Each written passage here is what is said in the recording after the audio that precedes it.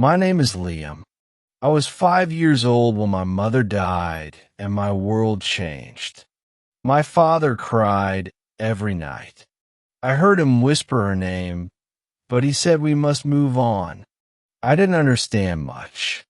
I just knew my mother was gone, and I wanted her to come back. But no one comes back from the sky, no matter how long you wait or how hard you cry. A year later, my father remarried. Her name was Rachel, and she moved into our house. She smiled in front of others, acted kind at the table, but her eyes were never warm. I tried to be nice. I said good morning. I helped with dishes, but she never thanked me. She looked at me like I was dirt, like I didn't belong, like I was just a problem to her. At first, I thought it was my fault. Maybe I said something wrong. Maybe I was annoying, but time passed and nothing changed. Her voice was always sharp. Her hugs were fake. She never hit me, but her words were cold. Her silence hurt. Her eyes pushed me away. My father worked long hours, and he didn't see what she was like when he wasn't home. She made me clean the house, sweep the floor, wash the windows before I could eat. If I forgot a spot, she yelled at me, told me I was useless, told me I didn't try enough. She gave her son better food, bought him toys while I got nothing but old clothes. I watched from the corner, feeling like a ghost, like I didn't belong in my own home. One day she threw away my drawing, the one I made for school, said it was ugly trash. I ran to my room and cried alone, held my blanket tight, wished I could disappear. I miss my mother so much. I wish she was there. I wish she could protect me. But all I had were old memories and a picture that I kept hidden under my pillow. My teacher asked if I was okay. She said I looked tired and my eyes were always sad. I lied and said I was fine. I didn't want anyone to get in trouble. I didn't want more pain. But inside I was breaking slowly every day, and no one saw the pieces falling down. I stopped talking much at home. I stayed quiet. I tried to avoid her as much as I could. Even when I did well in school, she didn't care. She never said good job or smiled. But when her son did the same, she clapped her hands, kissed his forehead, bought cake. It was hard not to feel jealous, not to wonder why I wasn't loved like that, too. I knew I wasn't perfect, but I didn't deserve this. I just wanted to be treated like a child. I waited for weekends just to see my grandmother, the only one who hugged me with love. She made me cookies, told me stories, and said I was smart, kind, and full of light. I wanted to live with her, but my father said no. He said Rachel was trying her best. He didn't see the truth. He didn't know the tears I cried after every long day at home. Days turned into months, and things got worse. My stepmother grew colder. She barely spoke. She blamed me for everything. If something broke or if dinner was late, she shouted loud. I learned to stay quiet. I walked on eggshells. I kept my head down just to stay safe.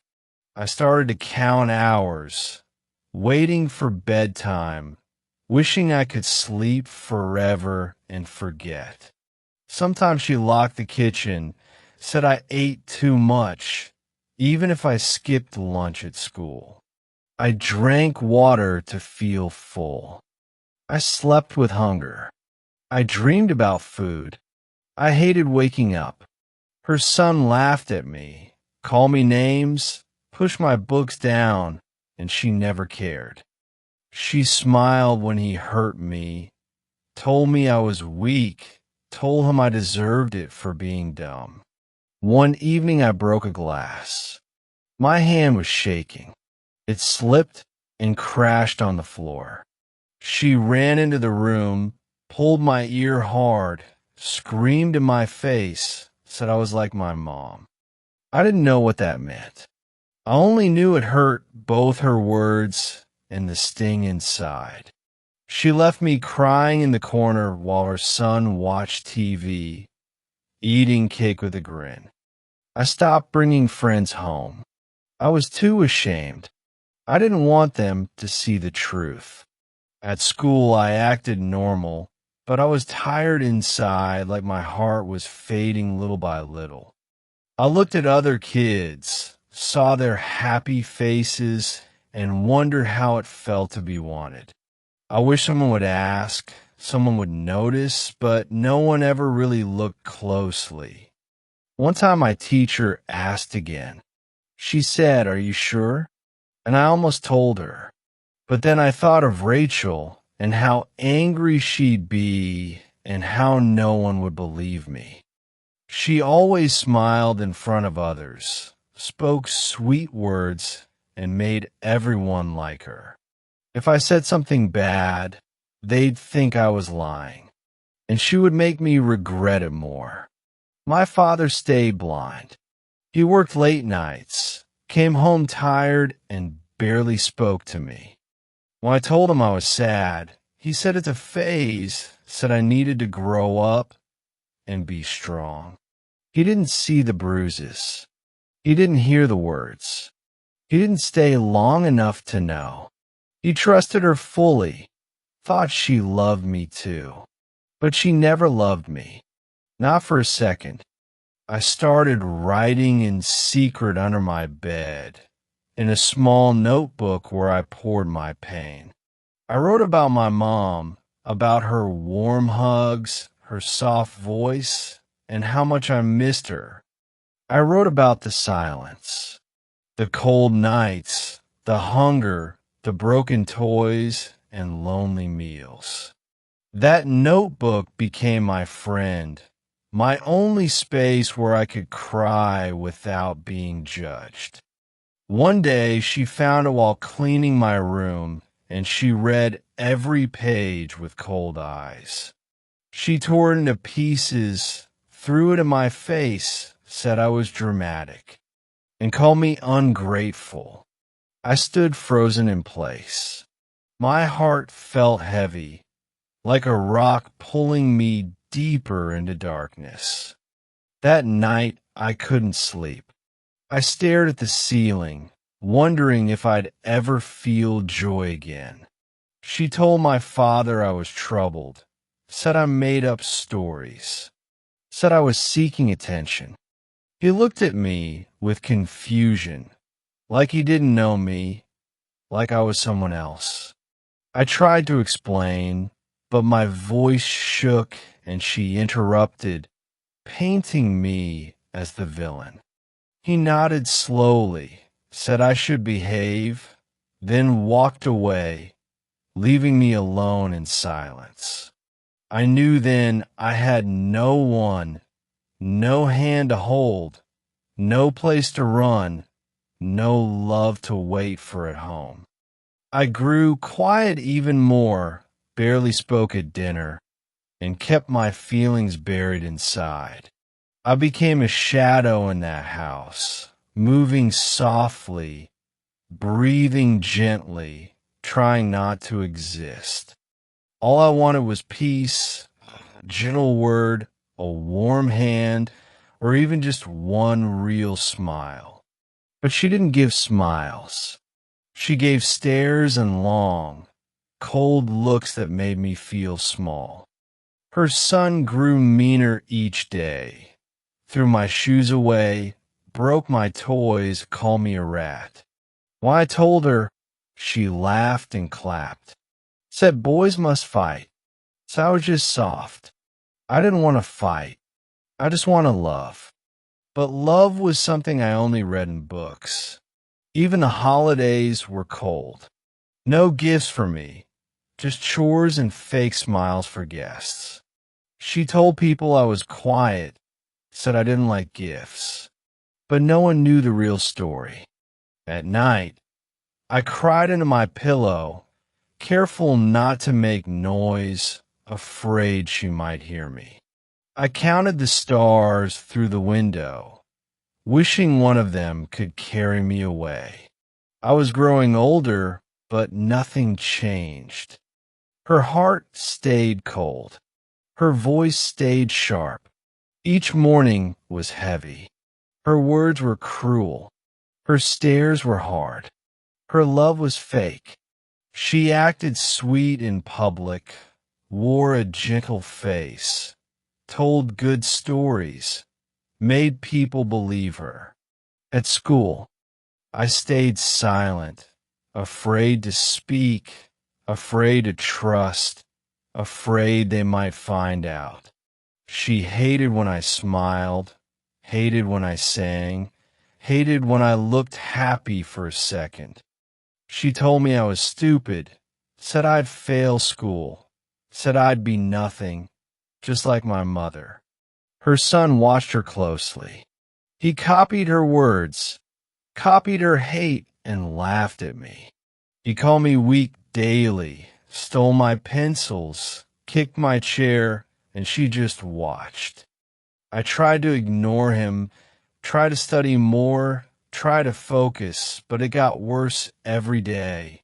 Sometimes he'd push me down, spit on my bag, tear my books, and she'd just smile.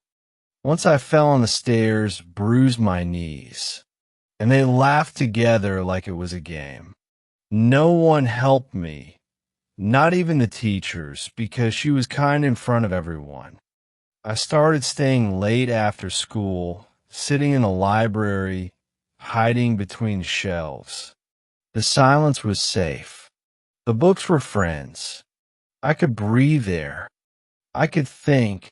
I read about other lives, about strong kids, about people who escaped and grew strong. I dreamed of leaving home, of being free, of waking up without fear or pain again. One day a girl noticed me. Her name was Grace. She had kind eyes and a calm voice. She sat near me quietly, didn't ask too much, just shared her sandwich and smiled. I wanted to cry then, but I didn't. I just said thanks, and for once I felt seen.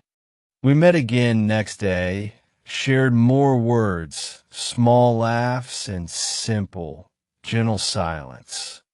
I told her small things, not the full story, just enough to feel lighter, to breathe easier.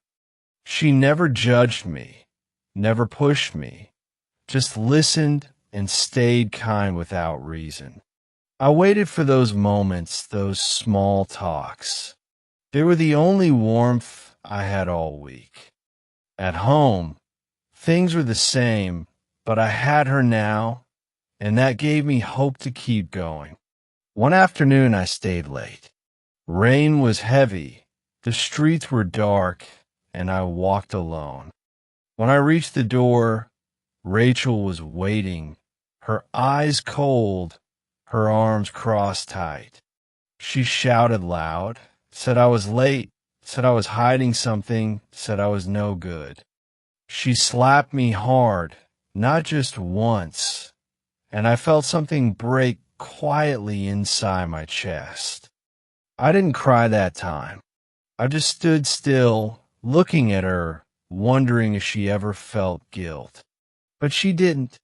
She walked away, proud and calm, as if pain was her power over me. That night, I didn't sleep. I wrote again, wrote about leaving, about finding a new life.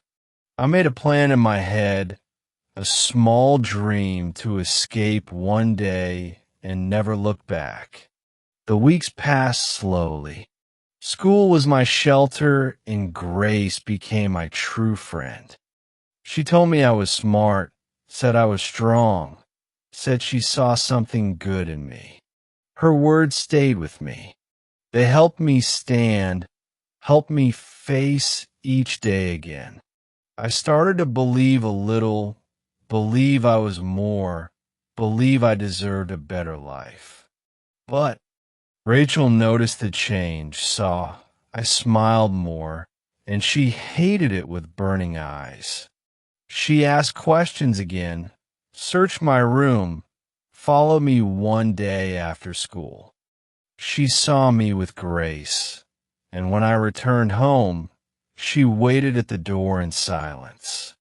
She took my phone, broke it fast, said I was forbidden, said I didn't deserve friends. I begged her to stop, told her I did nothing, told her Grace was kind, but she laughed.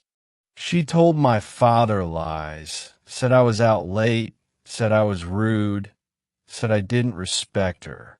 He didn't ask me first, didn't check my side. He just looked tired and nodded in silence. He told me to listen, to obey Rachel, to stop making problems, and left the room. I felt like fading again, like turning to dust, like my voice didn't matter at all anymore. But I still saw Grace at school, still read books, still wrote every night under the bed. My notebook grew thicker, full of my dreams, my hopes, my pain, and my truth. It became my mirror, my secret world, where I still believed something good could come. Then came the school contest, a writing prize for a story about hope and courage. Grace pushed me to join, said my story mattered, said the world should hear it too. I almost said no, but then I thought maybe someone would read and understand. So I cleaned my story, copied it neat, and handed it in with quiet, shaking hands. Weeks passed by fast. The results came in, and they called my name in front of all. I had won the prize. The whole room clapped, and Grace smiled with happy tears. My teacher hugged me, said I had talent, said my words had heart and power. I stood on the stage, looked at their faces, and felt seen for the first time ever. The night after the contest, I couldn't sleep. I stared at the wall, thinking of everything. Rachel didn't say a word. She just looked angry, like my win was a crime to her. She broke my trophy, threw it in the trash, said it was useless, said I was not special. I didn't cry. I picked up the pieces, cleaned them quietly, and smiled deep inside. Grace told her parents. They were proud. They invited me over and treated me kindly. I saw a warm house, saw love in action, saw parents who hugged, who listened and cared. It felt like another world, like a dream where dinner had laughter and peace was real. Her mom packed food. Her dad gave books. They asked about school and my dreams. Rachel noticed the changes. She saw my joy and her anger start to grow each day. She took away my books, burned my pages, locked my door, and shouted for hours. My father stayed quiet, ate his food, and never looked into my eyes anymore. I felt like a ghost again, unwanted and lost, like my voice had no place in that home. But the school asked me to speak in front of parents to share my winning story. I felt nervous inside. My hands were cold, but Grace sat near me and held my hand. When I stood on stage, I saw eyes watching, some curious, some kind, some surprised. I read my story slowly with a steady voice, and people listened in deep silence. My words spoke truth, not names or blame, just feelings of pain, hope, and courage. I said how kids feel unseen, how they hide tears, how words hurt more than hands. I said how one kind person, one smile, can save a soul, can change a life forever. When I finished reading, the room clapped loud and I saw teachers wiping their eyes. After the event, one man came close. He was a journalist and he liked my words.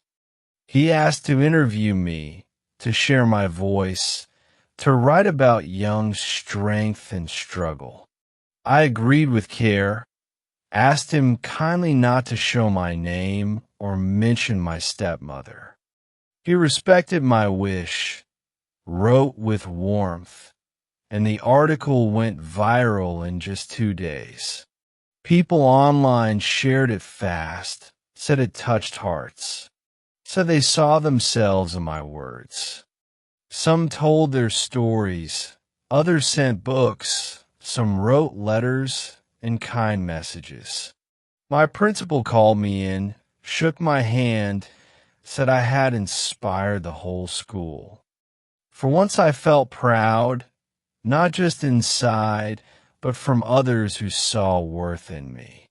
Rachel heard the news, saw my name online, and her face turned red with rage. She screamed that night, broke more things, said I was ungrateful, said I was a liar. She told my dad I had ruined them, said people would judge her, and he believed her. They both took my notebook, tore my clothes, and said I was never allowed out again. They kept me home, no phone or school. They made lies and told the principal I left. But Grace came looking, knocked on doors, and when no one answered, she got help. Her family spoke up, went to the school, and told them I never wanted to leave. The counselor got involved, so did the staff, and they sent someone to check my home. Rachel pretended sweet, said I was sick, said I needed rest, but her mask was cracking. I looked tired and weak, but my eyes told truth, and I stayed silent when they asked. The counselor gave me a paper, told me to write, so I wrote everything in full detail. From the first slap to the last word, I wrote it all. With no fear and no more hiding, they called social services. They read my notes. They took photos and asked more questions. Rachel yelled and cried, played her part, but her son laughed and gave her lies away. He said things too loud, didn't know when to stop, and the truth started slipping out. Soon the officers saw it clear. I wasn't lying. I was trapped, and I needed protection. They took me out that night with only a bag and placed me in a small, safe shelter. It was quiet and clean.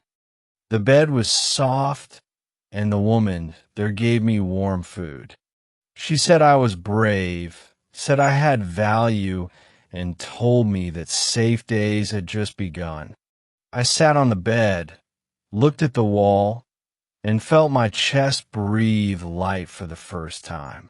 Grace visited next day with her parents, too. They brought my books and a warm blanket. She hugged me tight, didn't speak much, but her eyes said everything I needed. Her dad said they'd help, said I could stay, said I deserved to live with peace. The court agreed later. The papers were signed, and I moved to their home with joy. Rachel was gone now. No more cruel eyes, no more shouting, no more fear at night. I had space to grow, time to heal, people who cared, and books that felt like home. Grace and I studied side by side, read our favorite stories, and dream together. I started writing again, longer and deeper, with hope instead of only pain. My father never called, never visited, and I stopped waiting for his voice to return. I knew now who loved me, who chose me, who showed up when I was broken. I learned family is not blood alone. It's the people who protect your heart each day. I had lost much, but gained more, and I smiled again with full meaning in my eyes. I started to feel peace. My hand stopped shaking, my heart beat slower, and my sleep got better.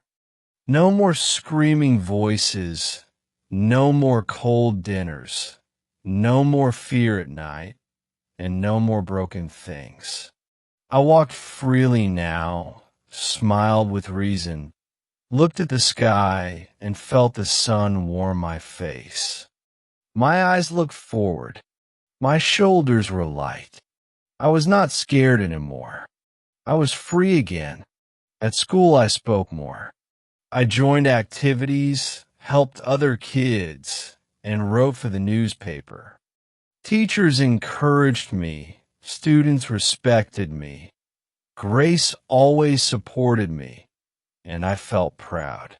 I was chosen to represent the school in a big national contest, and I was not afraid.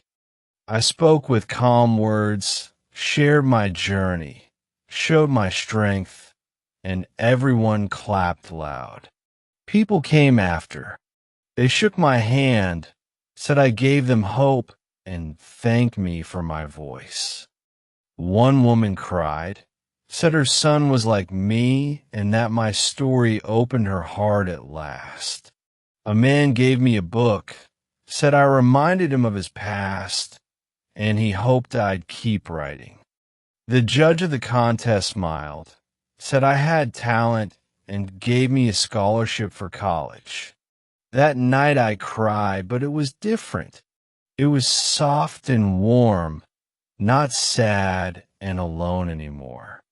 Grace sat beside me, held my hand, and told me I deserved all this and more too.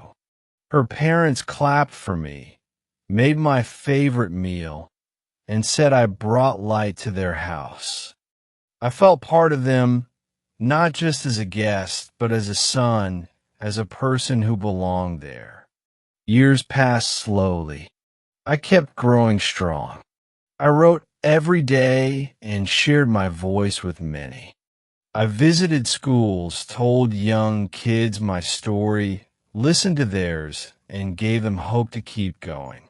Some had bruises, some had silence, some had pain in their eyes, and I told them they mattered.